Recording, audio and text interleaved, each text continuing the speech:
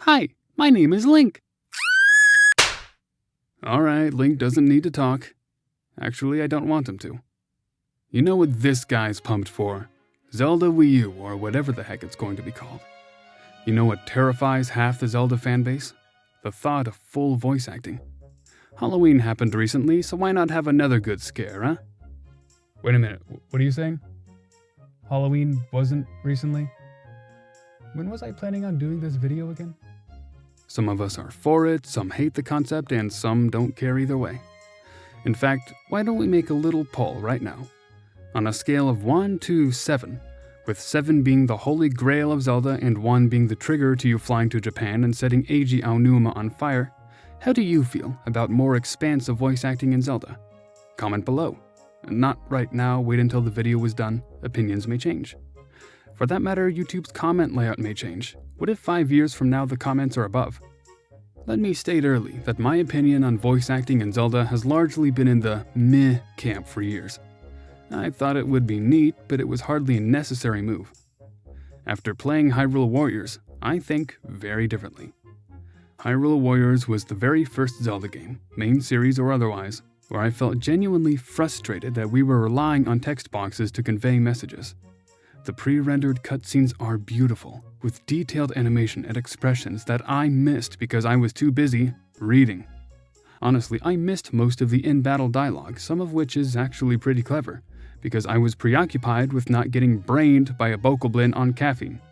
In case you can't relate, here's what it's like for me. I'm either reading or watching, but I can't do both. I'm forced to miss one or the other. And this probably won't be a one-off thing either. If Aonuma makes good on his statement in the Nintendo Life interview, Zelda Wii U will probably attempt to be just as intricate and cinematic as Hyrule Warriors, and I will be forced to miss dialogue or nuanced animation because I'll be reading. Plain and simple, there must be a compromise, and it must happen soon. Zelda needed to do something with its voice acting when it started getting more cinematic, and games like Hyrule Warriors and, presumably, Zelda Wii U raised that bar even higher. Many Zelda fans rail against adding voice acting, claiming if it ain't broke, don't fix it. But I think it's finally broke, guys. It's not just extra flourish on the product, it's fixing a hole. This video will essentially cover 2 issues: countering arguments frequently made against voice acting, and how the aforementioned compromise could or should be reached. Now, let's all sit quietly and discuss this politely. There are 2 problems with that reasoning. First of all, when Miyamoto set out to create The Legend of Zelda, I don't think the lack of voice acting was one of the core tenets he wanted.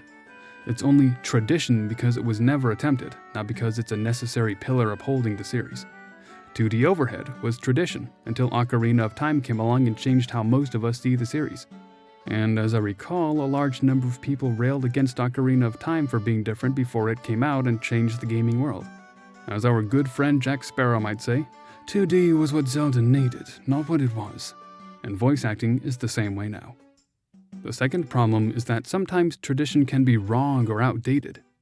No voice acting was perfectly fine for a while, but then the stories began transitioning to a much more cinematic format, and the flaws began to show for many of us.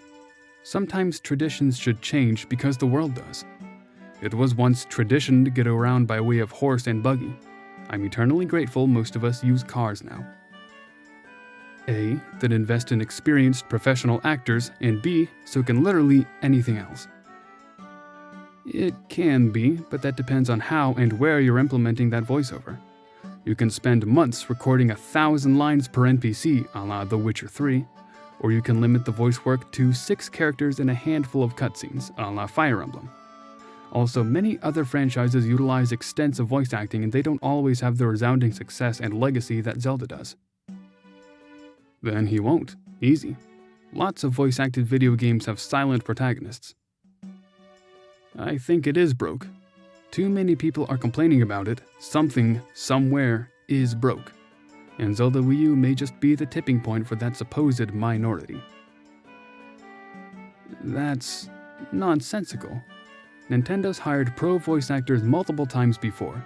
The subpar examples you're probably thinking of are better than you're aware, and there's nothing stopping them from hiring professionals in the future.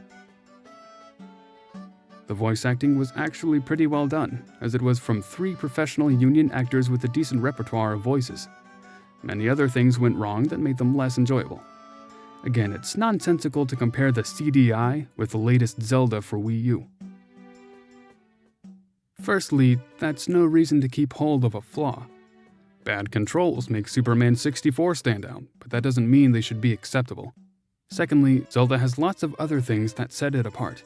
Interesting visuals, standout characters, puzzle solving, inventive dungeons, and some new twist on the story and/or gameplay in every installment. Voice acting doesn't need to be the linchpin. There's no actual basis for resisting voice acting in Zelda. Video game fans do this sort of thing all the time. New things are scary because we think they might fail, until they succeed and we like them. Everyone complained about Metroid Prime before it was released. Now they're coming out with Metroid Prime Federation Force and everyone's in a tizzy because it's not exactly like their beloved Metroid Prime series. People complained about the Wind Waker's art style before it was released. Now it's a beloved classic with ageless graphics. People complained about Nintendo utilizing DLC. It's not perfect, but most people seem to be fine with it now. People complained that spin-offs like Hyrule Warriors were even thought of. It was released to great success. You know what will probably happen if Zelda Wii U launches with more extensive voice acting? People will rail on it until it releases, then they'll be fine with it. I see no reason that should not be so. But it should be done smartly. How do we compromise? Well, here's some food for thought. You say we don't need voice acting? For that matter, we don't need cutscenes. Games like Journey and Shadow of the Colossus managed to be brilliant without very many of them. Or why can't we just have JRPG-style character portraits talking? Fire Emblem tells beautiful stories like this. My point is, Zelda either needs to embrace cinematography and add voice acting, or cut the expensive animation and stick to text boxes. I'm fine with either, but they can't continue straddling the line and expect not to rub against a lot of people. Assuming they take the former route, here's what should happen. Anytime there is a well-animated cutscene that doesn't pause to let you experience dialogue at your own pace, there should be voice acting. Anytime a character speaks in real time in a tense situation like a battle, there should be voice acting. It doesn't need to get much deeper than that. Think back to games like Fire Emblem Awakening. There's some chatter in battles and there's full voice acting in the animated cutscenes. It fills in the gaps that need to be filled without voicing everything, and it feels pretty natural. It doesn't need to be the Elder Scrolls where the hundreds of NPCs have dozens of lines of dialogue. Zelda should start simple. On top of that, there should be an obvious option to turn the voicing off for those who genuinely can't stand the idea. See? Compromise. And it may be better to introduce that level of voice acting in another spin-off so fans don't feel like the main series is being spoiled. Then everyone will see that it's fine, and not so many people will complain about it showing up in the main series. And one last thought about all the characters speaking Hylian because I know that will come up. It's a nice notion, but that would still work best in a setting without detailed animation and cinematography because it brings us back to the same problem. I need to either read the subtitles to know what's going on, or watch the animations without gathering the context. In Hyrule Warriors, I would actually sometimes miss cutscene dialogue because I was too busy admiring the animation, creating a sense of, wait, what was that? When the text box promptly disappeared. Conversely, rewatching some cutscenes revealed some interesting animated nuances, like Impa raising an eyebrow, that I missed the first time, arguably the most important time a game should strive to impress, because I was too busy reading. You can't tell me some of you haven't done the same. A story is flawed if your audience is guaranteed to miss 50% of the context. Think of it like anime. You have your subbed and your dubbed, and regardless of which you prefer, I'm at least glad we have a choice. Many Zelda fans are effectively saying they don't want anyone to even have the option for dubbed because it would impurify the series. If Zelda Wii U introduces expanded voice acting in subtle ways and gives people the option to turn it off anyway, there should be no complaints. It's unintrusive, costs less than voicing everything, and caters to both sides of the equation. That's it. We're at the end. Has your opinion changed at all? Maybe you could post a second poll about your altered feelings in the comments. Do you agree that Zelda at least needs to compromise, or do you think it should go fully one way or another? Any other suggestions for how voice acting could be implemented? Remember, it doesn't need to be severely different or expensive. It just needs to fill in the gaps so those of us who care for it aren't missing out on the animation or the dialogue.